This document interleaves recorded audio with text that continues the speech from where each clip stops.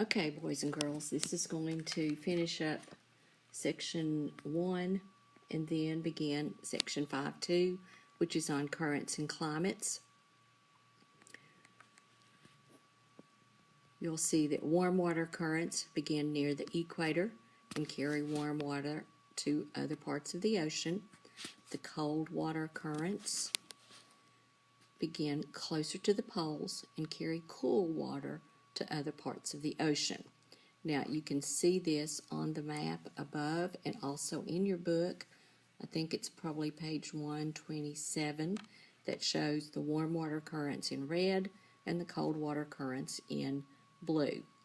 So warm water currents create warmer climates in coastal areas that would otherwise be much cooler. And cold water currents are going to do the opposite. They create cooler climates in coastal areas that would otherwise be much warmer.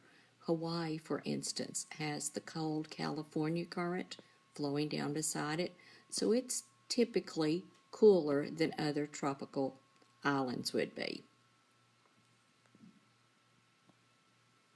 An upwelling is a process where cold, nutrient-rich water from the deep ocean rises to the surface and replaces the warm surface water.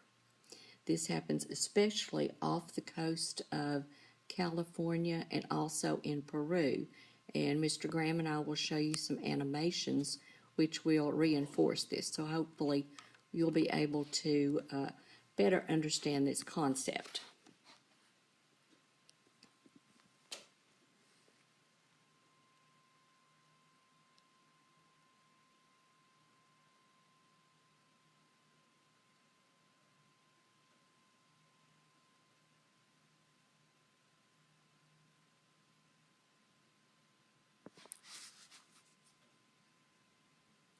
A couple other weather terms that you may have heard in the past are El Nino and La Nina.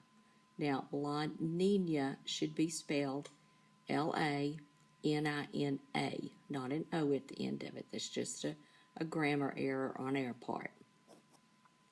An El Nino is the change in water temperature in the Pacific that produces a warm current. Typically, it's going to be cool, but during an El Nino, the water temperature changes to produce a warm current.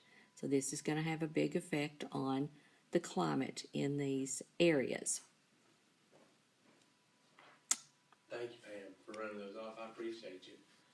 I think I know. Are you recording again? I do. I'm sorry. It's okay. We all the way through it? Almost. Sorry. I'm sorry. Oh, hush. La Nina is the change in the eastern Pacific when surface water temperatures become unusually cool. So this is the opposite of what happens in an El Nino. And like I said, we will show you some animations that will reinforce these two weather phenomena. And be on the lookout. I heard on a weather forecast in the last day or so a mention of an El Nino.